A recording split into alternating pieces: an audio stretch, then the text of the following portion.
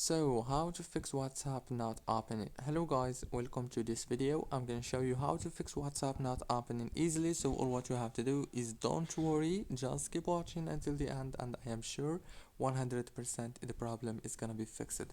First thing you have to do, go to the settings, go to the apps manager, go to the apps. Now on this page, as you can see, we'll find all the apps that you have on your phone. Just scroll down until you find WhatsApp and click on it. When you click on it, it will take you to this page. Or what you have to do here is click on this force stop right here in the top.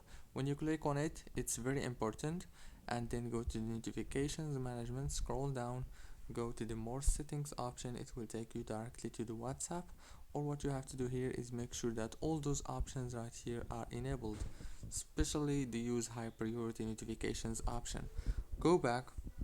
Now you have to do one last thing, is just go to the wireless and networks, and then go to the Wi-Fi and make sure to turn off the Wi-Fi and turn it on again, and that's it. Now turn off your phone and turn it on again and reopen WhatsApp, and congratulations, don't forget to like, subscribe.